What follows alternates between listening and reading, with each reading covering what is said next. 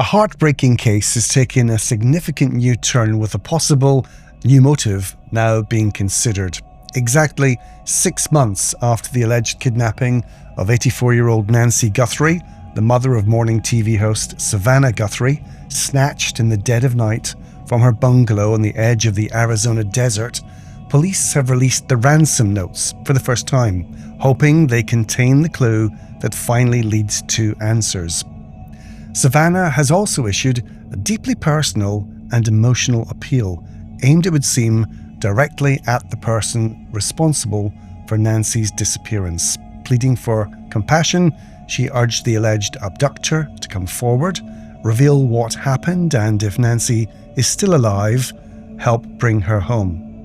Her message reflects the family's continued hope for answers and their determination to keep the case in the public eye. Why were the ransom notes released now? Are they even genuine? And does Savannah's heartfelt and obviously personal plea to the abductor suggest the motive is more than just extortion? Welcome to This Much Is True Crime with Emeritus Professor of Criminology David Wilson and me, Martin Frizzell. Hello, Professor. Martin, nice to see you. I always love your introductions. Your introductions are a master class in what's going to crop up. And not AI either. I actually wrote it myself. I would have expected nothing else. You are a trained journalist. What surprises me, and you alluded to a number of things there, but what surprises me is something that I know you'll scream at as soon as I start talking about this kind of stuff, is that how it's quite clear the Guthrie family are in agony. Savannah Guthrie said we're in agony. So there's a private mourning that's obviously ongoing. But that private... It has to be very public, doesn't it? Because that private mourning of who you are. It becomes very public. And there's a real tension, therefore, between what's being said in the public, which is then consumed not as this kind of private grief about what might have happened to Nancy Guthrie, but is consumed instead almost as a cliffhanger in a Netflix series. And when I started to look again at the Guthrie case, because we've discussed this before, I was reminded of a French cultural theorist. I know, here we go, French cultural theorist called Guy Debord, and the idea of the spectacle. And increasingly, I'm slightly worried we're consuming what happened to Nancy Guthrie as a form of spectacle, as a form of entertainment. And, maybe that's inevitable, but, there's some strangeness here, isn't there? Well, I mean, she uses her channels and her profile. And for those who don't know her, maybe haven't heard us talk about Nancy Guthrie before, she's the mother of Savannah Guthrie, who is, I suppose, she's morning news on NBC. So she is kind of like the Susanna Reid of today, or Fiona Phillips, my wife, from yesteryear. And so they're very, very well known. And actually, Savannah would take her mum onto NBC. Yeah. And so she was known to the American public. They're one of many channels, but NBC Today show is pretty much one of the most popular ones. So she was known, and of course the family are using what public channels they can. So she talks about it when she is back on the Today sofa, tries to get on with her life. Now she's back at work filming a quiz show, so she's not quite on the Today sofa at the moment, but she has been back. And of course, she does talk about it, but tries to get on with it. But the most recent thing that has happened just in the past day or so was that it's the 6-month anniversary. Yeah. And she issued this on Instagram, this very heartfelt, and I thought very, very personal, aimed directly at whoever took her mum message. She emphasizes the agony that the family are going with. And she begs the captors to do the right thing by revealing her mother's location. So almost accepting that her mother, an 84-year-old woman who needed medication, is not still on this planet. Well, and she actually says, I've noted down myself the quote, I'm asking you to do the right thing now. Help us find her. Tell us where to look for her. And she says it's never too late to end the situation. No, and, for me, what I'm what I interpret from that, quite apart from that kind of observation about the private mourning being consumed in a very public way as a form of spectacle by the audience, what I'm taking away from that is, firstly, she's asking someone who has abducted, kidnapped, whatever one label one wants to put on it, she's asking that person to develop a conscience. Now, if that person had a conscience, she wouldn't need to make that plea. It seems to me very unlikely that he's going to develop a conscience now, even though the second ransom note implied that they didn't realize how ill she was and that Nancy Guthrie had passed away. The second thing then is, and when we spoke about this in the past, I pointed out how rare kidnapping is. Even in the United States, kidnappings are very, very few and far between. And over 90% of those kidnappings will involve estranged family members kidnapping children. In relation to stranger-perpetrated kidnappings, therefore, there are very, very few. And stranger-perpetrated kidnappings of someone of Nancy's age, there were precisely 145. And I alluded the last time, out of 270 odd million people. Out of 270 odd million people. And I alluded the last time, I said, look, people by and large, if you're an organized offender, there are much easier ways of making money than kidnapping someone. There are just simpler ways of doing it. Kidnapping someone to get money, so a kidnapping that's influenced by instrumental reasons. We're doing this because we're trying to make money. Organized criminals, by and large, don't go there. But there's a second type of kidnapping, which would be called expressive, which isn't about the money. It is simply about the need to psychologically control the person that you're kidnapping, or to psychologically control the family of the person that you are kidnapping or have kidnapped. And the more I think about this case, and the longer it's gone on, the more I think we're not dealing with an instrumental kidnapping at all. We're dealing with somebody who wanted to have power, I think, over Savannah Guthrie rather than Nancy Guthrie. But the taking of Nancy Guthrie was a way of getting that power. And so a bit like a stalker, a bit like somebody who's inserted themselves in Savannah Guthrie's life before, but got rebuffed in some way, or wasn't given the attention that he felt that he deserved.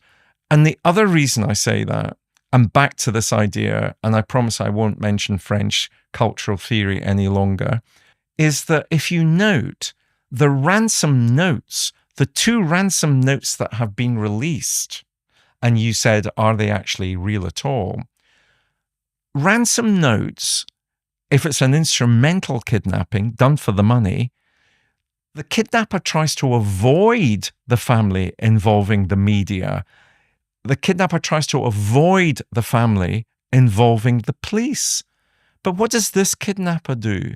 He sent both ransom notes to media outlets. It is a very, very odd case that we're dealing with. Let me just fill in if people don't know the circumstances around it. The last day of January this year into February, middle of the night, Nancy Guthrie is taken from her bed, one would presume. The FBI are angry. There's an argument between the FBI and local police. The FBI weren't called in for 4 days. The local police wanted to run it themselves. FBI think there could have been a lot of evidence that may have been missed in that period. The FBI have managed, though, to get camera footage from the doorbell, and there's a picture of a man in a mask.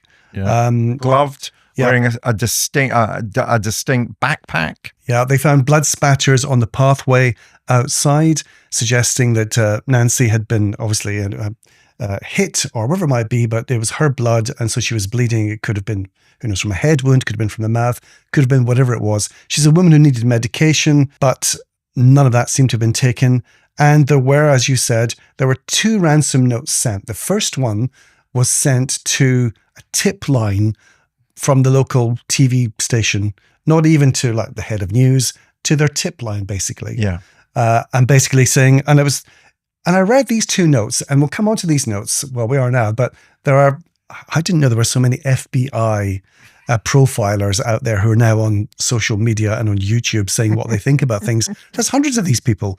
But I mean, some of them don't think they're genuine. Others think they are genuine. But actually just reading them myself as someone who's been through English and does English for a living and as a journalist, I looked at the first one, which was very matter of fact, wasn't written for the voice, which is what we do in television and radio. We actually write as we would be speaking now, with preposition and using the word, for instance, it is, we just say it's, apostrophe S. Yeah. None of that. This was very clinical, almost to the point where it was AI generated or Chat GPT generated. It could be, or certainly there was almost like some sort of a system that had helped this person to construct this note. And it's about hello, Savannah is the very first two words there, which is directed at Savannah Guthrie. So it's not, hey world, it's Savannah got this. And we have your mother. She's safe and scared, but scared. And then it goes on about, you'll be holding her for a maximum 7 days.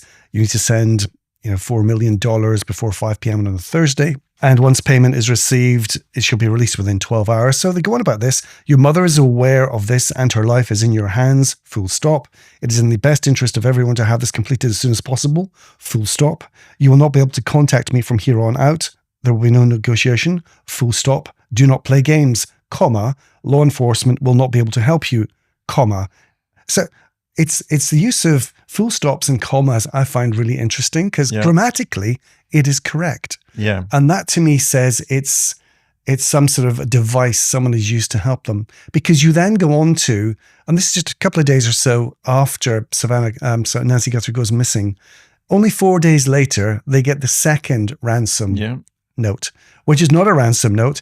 It is, and it's very different. Almost like it's if it was the same person, they've almost just written this longhand, basically, because it's Guthrie family it's addressed to. And it's basically saying, we did not fully grasp the seriousness of her physical condition, never intended to hurt her. That was not our intention. And she's gone. We believe it was heart-related. She's buried in nature now. We want your family to know this and hope you can all find peace. Nothing you could have done could have changed the outcome. We are truly sorry. It's almost like two different people, or it's an English grammar device that has computer press F4 that's done the first one, and it's the real person who's done the second one, or neither are genuine. Well, and also, even if you think about it, it's some device that's doing it in relation to the second one. Buried in nature doesn't really ring true, does it? It feels like that's a kind of computer-generated phrase. And the interesting thing about the second one is the use of we, not I, we. So it suggested plural, but all the indications that we have is that there wasn't a second person involved, that this was an offender who abducts Nancy on that night. And you mentioned the blood spatter and how significant that might be. But all of that suggested this was an offender working by himself because of the door cam footage. There may have been a second offender who was perhaps driving a car. Simply don't know. But I got the impression that the way of interpreting both notes was to say this was perhaps a machine doing it, might therefore indicate this is somebody who doesn't have English as a first language, is using English as a second language. If we come on to, though, if we keep with the notes and come on to what use is there in publishing the notes? Why have they done that? Now, it may be on the one level, it's simply to keep the case in the public eye, because the longer it can remain a spectacle, the greater the opportunity it is that somebody might come forward with information. But the other thing, the reason why the notes might have been published, and this will have been done very carefully, thought through by the Guthrie family in consultation with other people, is because, of course, there may be the use of language, there may have been phrases that were used that will be recognized by somebody who says, I know who speaks like that, or I know who writes like that. And they will be able to identify that person simply by how the notes have been written. And there is precedent for that because, of course, Ted Kaczynski, the Unabomber, the Unabomber demanded that his thesis on modern society, industrial society, should be published in the Washington Post and the New York Times in 1995. And of course, his own brother read, David Kaczynski read the New York Times and recognized that was Ted Kaczynski, his brother's way of expressing himself. So there is some precedent that publishing the notes might help identify, but I still think we're back into why did this abduction, kidnapping take place? We've never really established a motive for it.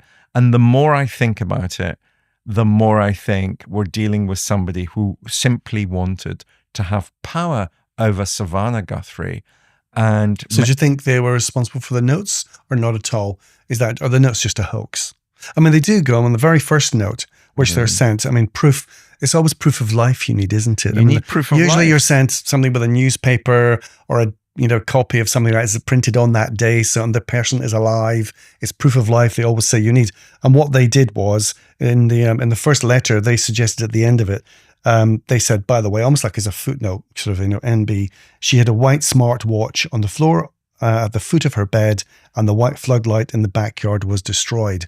So how would they know those details? And I was thinking this, and going through sort of all the YouTube people who've been out there, and someone gave a very good explanation. He said, and you can tell me if I'm wrong here, a lot of the people, the perpetrators who would do these things, sometimes they like to revisit the scene of their crimes while there's a group, like lots of journalists who can sort of be anonymous, hide in the background. Maybe this person did that a day or so later and, overheard, what's coming out from all the journalists there who are getting, bits of information from police officers and whatnot. That, yes, and she had a watch. Maybe they found that there and just included this there. So actually, that was their suggestion that it was evidence, but I don't know. And I hear what you're saying, but it could equally be there must have been some pre-abduction visits to the house, in my experience, of offenders who behave like this. So either this is a completely random abduction, and therefore, if it was going to be a random abduction, there would have been some pre-scouting out of the circumstances in which the house was located, in terms of the security surveillance that the house had and so forth. Or there was knowledge of the house because the person had been in the house before, because he was a delivery driver, he was a window cleaner, he knew a cleaner in the house, and the cleaner in the house provides that information. So there's a variety of there are a variety of ways of interpreting the notes. I think the other thing that we should touch on prior to coming back to some of this stuff, though, is that it is 6 months. And this is a case that's had no arrests, no charges in relation to who might have done this.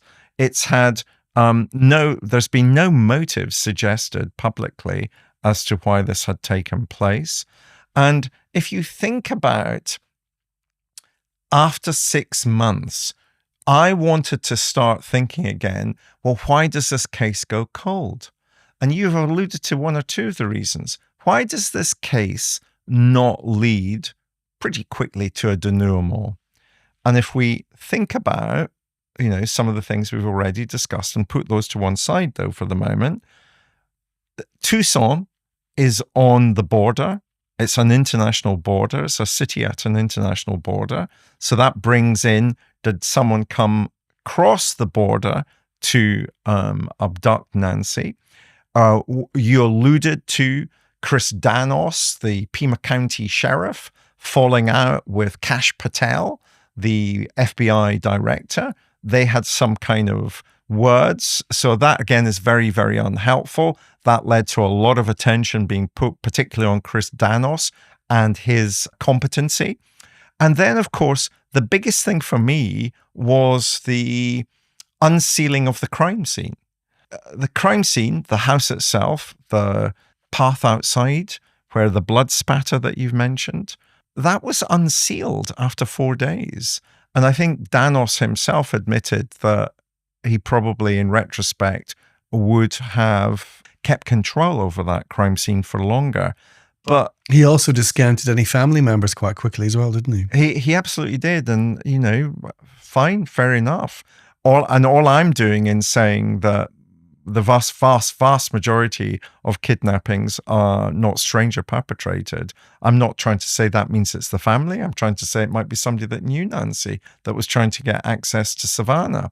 But this case went cold very quickly, partly for all the reasons we've discussed, and to do with the fact that right from the start, a lot of this didn't make any sense. It didn't make any sense, if those ransom notes are real, to send the ransom notes to a media outlet as opposed to the family themselves, because that immediately makes the this much more public than private. And that's not what an organized offender wants to do.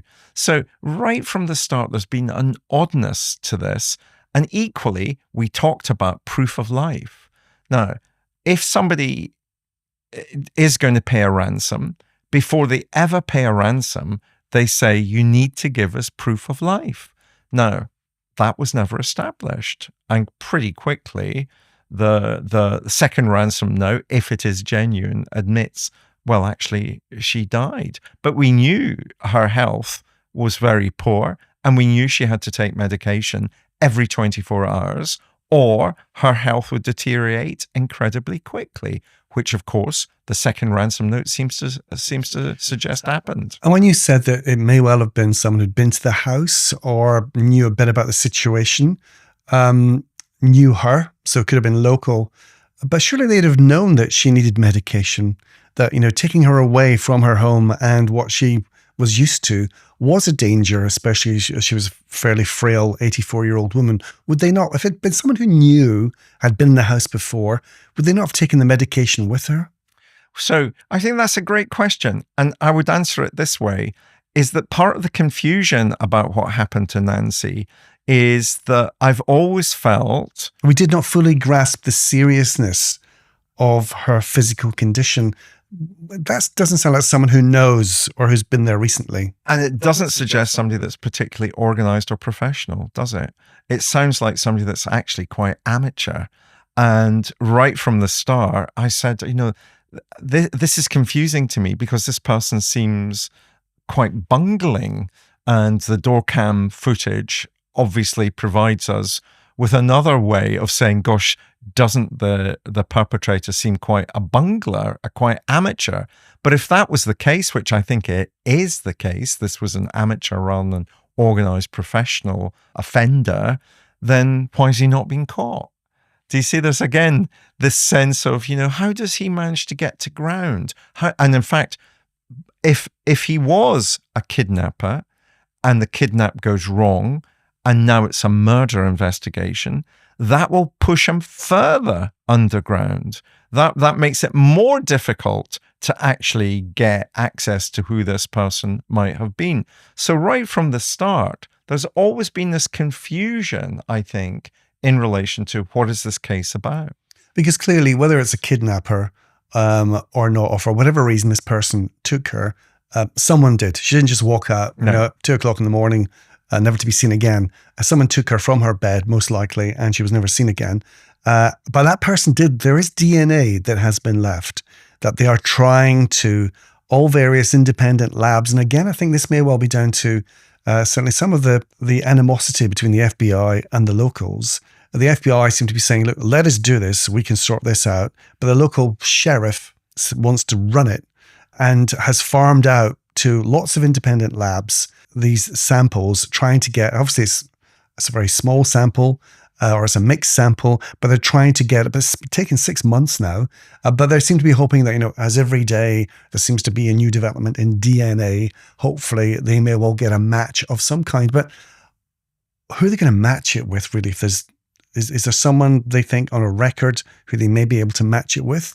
Well, that's the whole nation doesn't have DNA There's not a database for everybody in the USA, is there? No, and in the USA, because, actually, the United Kingdom has the oldest and largest DNA database in the world. But what the Americans do is that they often use genealogy sites. So, people upload their DNA to see what their background is.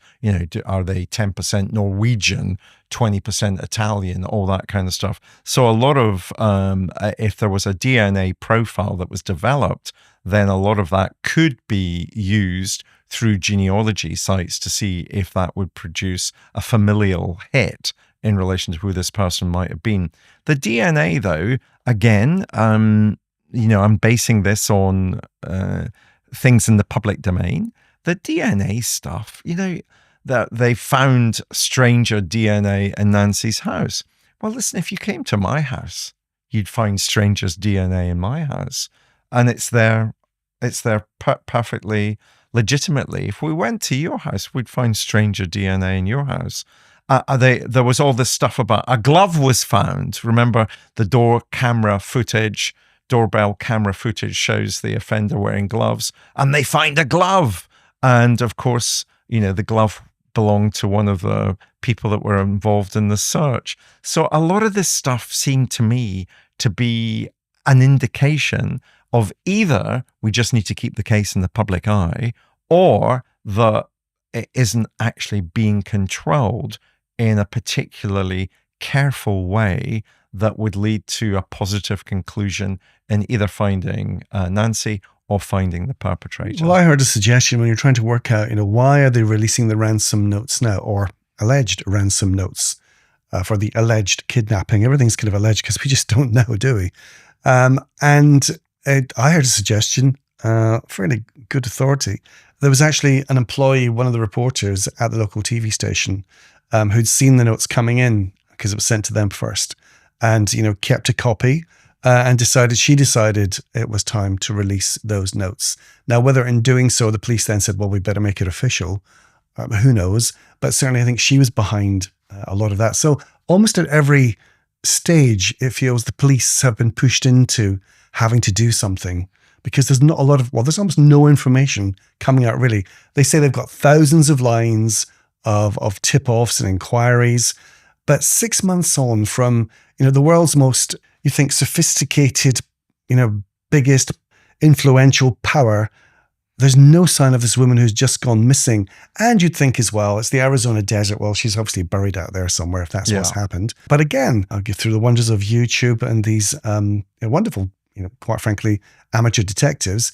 They've been to the universities out there and spoken to geologists and scientists who've done their own tests about digging up the Arizona desert, which is pretty much nigh impossible to do. Yeah. You hit, heavy rock and heavy material just an inch or two down. So you're not digging, not even a shallow grave. And so then you probably leave a body out, in the open. And you would see that because there'd be vultures, there'd be animals, there'd be some signs of something, or you come across bones or whatever it is, but nothing has been found. No. And I kind of think, how does the investigation progress from here, even if they've been bumped into doing some of this stuff? And we've got to keep our fingers crossed for the Guthrie family that maybe the DNA will produce a profile and it will produce a hit, either on a genealogy site or in relation to an offender. It will match with an offender's profile that's in the American records. And it's at this point we always say, Martin, if people like true crime, they're going to love the True Crime Channel, who are our sponsor. Yes, we must say thank you so much to them for doing that. This episode is sponsored by the True Crime Channel, available on Sky, Freely, Freeview, Freesat, and Virgin. And don't forget ITVX. Must never forget ITVX. Now, True Crime Channel, where real life turns criminal, expert-led, investigative, and authoritative. They may even have like Professor of Criminology on there. Well, they do. And I'm very pleased to be on the True Crime Channel. I always say, if you're interested in true crime, you're going to love the True Crime Channel. My own series is called Murder UK, but quite apart from that, they've got some wonderful presenters, people who actually have walked the walk as well as can talk the talk. Donald McIntyre. Donald McIntyre, Dr. Julia Shaw springs to mind. Really interesting series. Donald, as you know, is an investigative journalist. Julia, a psychologist. So these are people who know their stuff, and they are presenting programs on the True Crime Channel. And that's why I think it's so good. And you and they're on at nighttime. During the day, though, it's Judge Judy. You love Judge Judy. Now, each episode on the True Crime Channel, especially at nighttime, is standalone, which is the great thing about it. By and large, the True Crime Channel is about British cases, isn't it? And my own series is called Murder UK, for example. True Crime Channel, thank you so much for being our sponsors. Now back to this episode. For me, and I don't want to, I feel as if you made fun of all the FBI profilers out there on YouTube, and I don't want to just be seen to be contributing to even more speculation. But for me, everything about this case suggests that this is an expressive, not an instrumental kidnapping. And therefore, I would be asking a lot more questions if they've not been asked in relation to somebody in Savannah's past who wanted to have some closeness to her that was quite clearly and appropriately rebuffed. I would be looking at some of those people and trying to see if that would produce further leads that might take me down the road in relation to what happened to Nancy. And she actually said something in one of her, Savannah said something in that video appeal, which she said, somebody knows something. And for me, that's how these cases are normally solved, whether they're in the present or whether they're historic. A lot of these cases aren't solved through forensic science, and obviously we've been talking about DNA. They're solved because somebody says, there's something not right about Joe Bloggs, who suddenly disappears, or Joe Bloggs, who changed his appearance, or Joe Bloggs, who's been talking too much about what might have happened about Nancy Guthrie. It's that kind of information that ultimately unlocks so many of these cases. But the more I look into this, the more I feel. I mean, I heard Jim Clemente. I don't know if you know Jim Clemente. Jim Clemente is a very, very, very experienced and skilled ex-FBI agent. And I heard Jim Clemente talking about the blood spatter on the porch. And Jim Clemente's analysis of it made me think, this is one man that's done this. And what was his analysis? Because you tell me what you heard from him, because I then heard from another FBI man who I think is going to say something different. So what was Jim Clemente's analysis of the blood spatter? Okay, well, Jim Clemente is somebody that I have a very high regard for.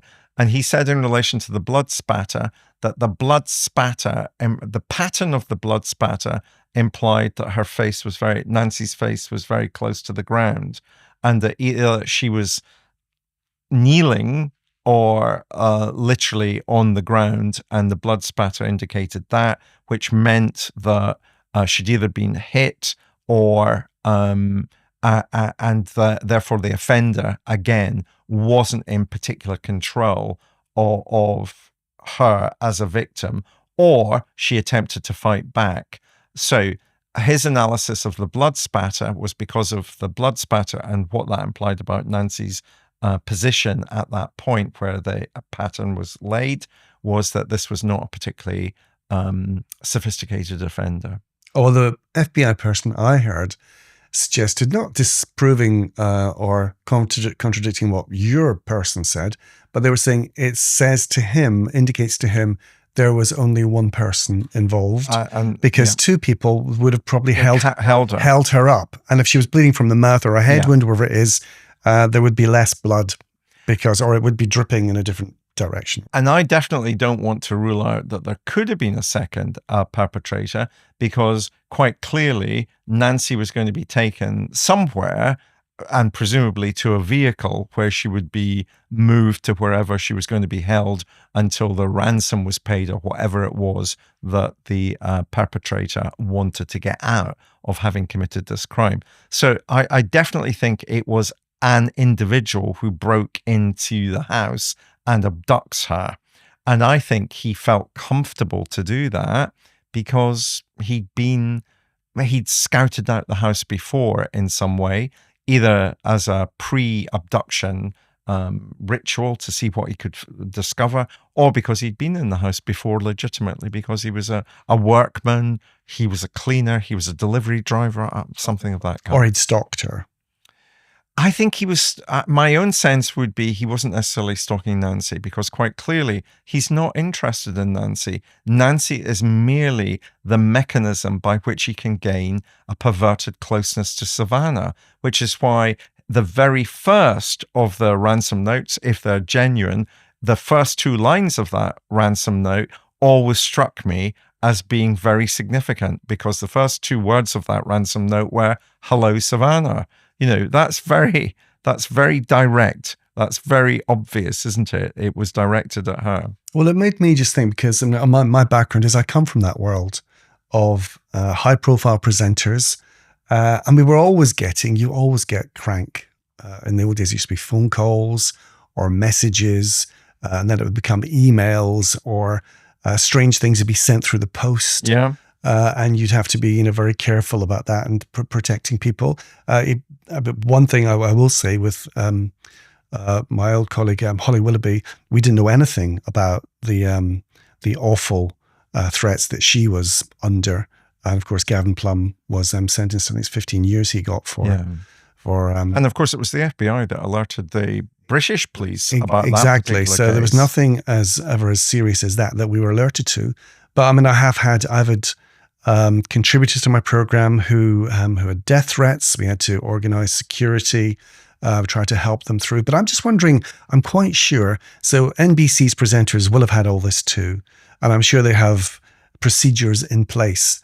I'm sure the law enforcement folk out there have gone through all the emails that Savannah Guthrie may have been sent to at NBC. You'd like to think, whether personally or professionally, they would filter them through and just see. Because it does. I mean, you're right. The "Hello, Savannah" salutation in the first ransom note suggests that this person thinks he has, or they have, a relationship with Savannah. Now, and either they feel they've been rebuffed, or maybe they don't have a relationship at all. Maybe Savannah has never even heard of this person, because it's filtered out and someone else just deals with it and decides, oh, it's just a crank, and doesn't take it any further forward. And maybe this person's whole sort of MO in this is to punish her for that. I often describe this as a need to have what they want is an intimacy with the person that they are seeking to establish a relationship with. And it's a perverted intimacy. It's not real. It's inauthentic. And that's the difficulty about being in the public eye, that if you're a good communicator, then people think they actually know you. And you talked about Holly. People thought that they knew Holly. People thought that, God, she's like the girl next door. She's like somebody I'd like to have a cup of tea with. So you create... Good broadcasters create an intimacy, and they make the person feel that they're part of their conversation. And I do think, I like you, I hope that the FBI or whoever have gone through some of those communications that have come into NBC that people think, wait a minute, this isn't quite right. Or they have got a signed photograph or whatever it was, but that signed photograph wasn't enough.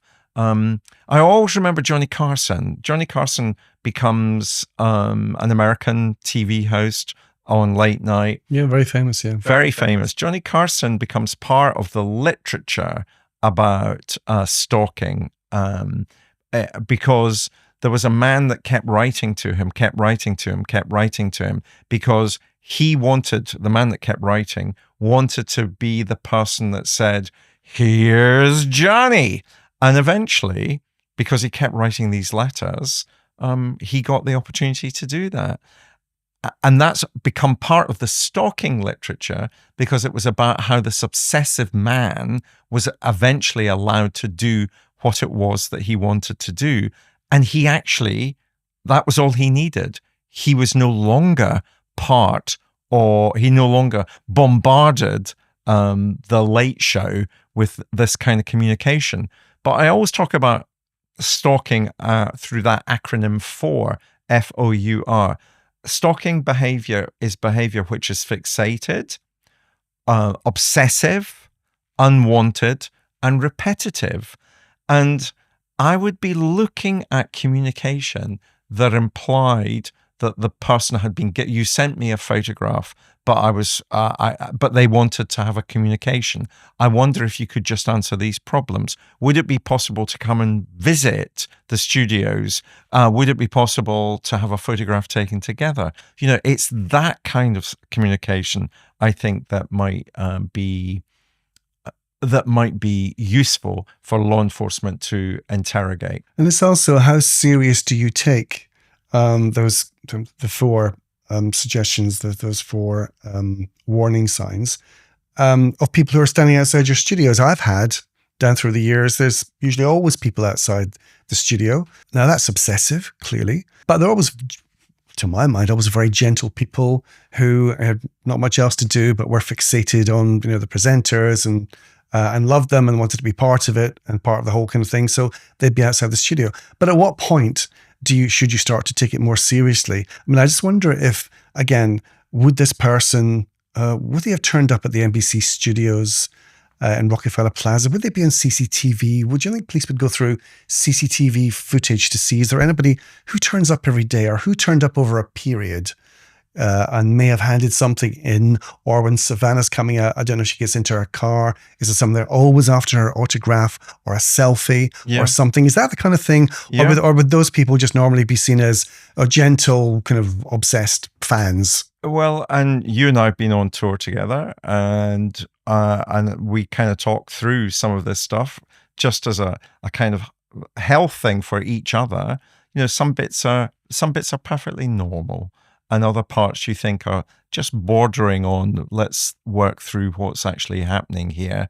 And so it does come down to lots of people. The vast majority of people just want to kind of have an autograph, have their photograph taken, make a connection with you, which is human.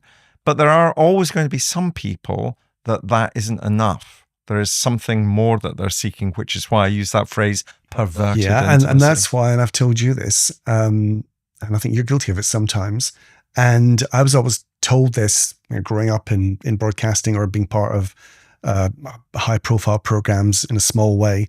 Don't enter a dialogue. And I do, if you can, don't give people, not that you're meaning to, but don't give them some sort of false impression that you're their friend, and all of a sudden they start to think, oh, why have you not replied? Or why have you not done this? Or why can I not do that? Yeah. And I do tend to do that because, do you know why? Because I refuse to have the label celebrity attached to me. I know. And I'm an academic. I happen to do TV programs. I happen to write books. I'm not a celebrity. I turn down the opportunities to do celebrity programs. So I think I can have conversations with people because I'm human, I'm real. And we're back to something that is about authenticity and inauthenticity. I genuinely am this person. This is not constructed. And so I try to keep that as my kind of pole star, my guiding approach to how to speak to people, engage with people, and meet people, whether those people are strangers or somebody that I've met before. I try to just keep being authentic, because if you're authentic, it seems to me that actually provides you with a lot of protection. That really is that person. You just hope Savannah Guthrie is not beating herself up, thinking this could be because of me. Someone has, taken mum because they've been trying to get to me. I'm sure it probably is eating her up, isn't it? Of course, it's eating her up, and there's that conundrum about. It's not about money at all. No, it's about making. And didn't you tell me when we were discussing this case before?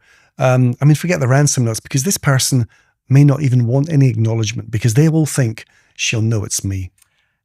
I did suggest that. I did suggest that was what was going on. This always struck me as odd.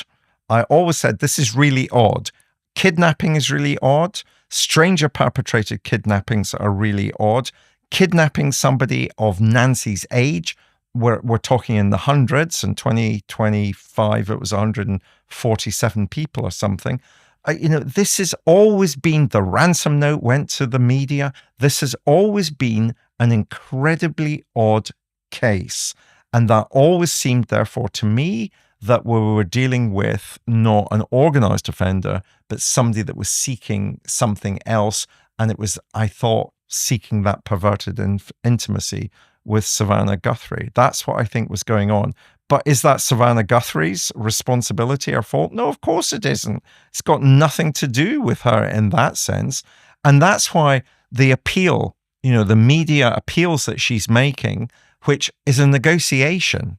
She's negotiating with that guy through that media appeal on her social media that was released this last week. She's negotiating with him. Do the right thing now. Tell us where we can find my mother. That's effectively, she's negotiating with him through that appeal in the hope that he will develop a conscience, which I don't think is particularly likely. Yeah, it wasn't an angry message. It was, the tone was very non-confrontational. It's almost like, I understand, what's been going on here, and we've all got, issues in the world. Please just, help us now. And it was do the right thing. It was incredibly, and there's that, back to that phrase, authentic. It was incredibly real. But the tragedies are multiple.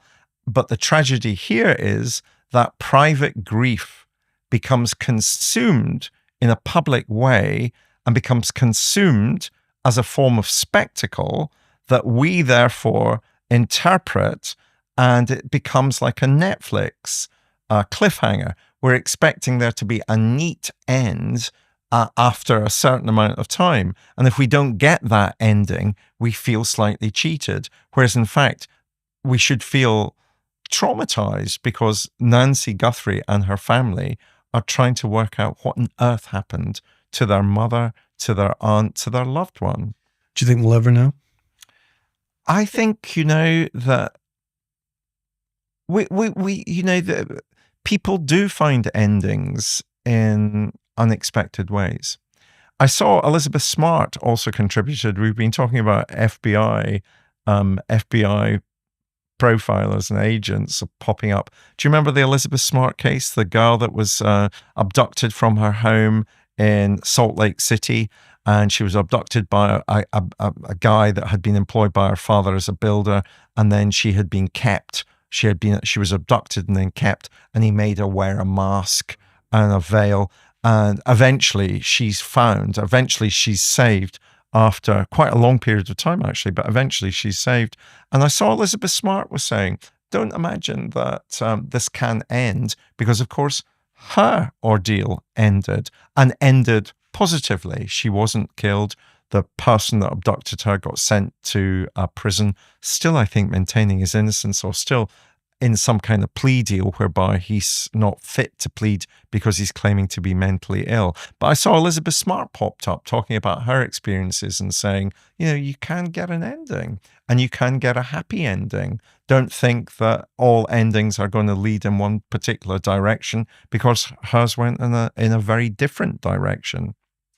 Well, 6 months on, I wonder if we'll be here in 6 months' time, marking the year anniversary of this one. But if we are here in 6 months' time, we hope there is a resolution. Also, as we sort of bid farewell from this episode, please remember, it always helps if you're watching on YouTube to subscribe below, hit things. And also on Spotify. Below hit things. Well, you press buttons and things, don't you? Oh, I see. Or on Spotify, please follow us. It's great to know that you're out there, and you sort of appreciate, or put up with us, I suppose. Put up with us. What we're talking about. Until the next time. Take care. Bye-bye.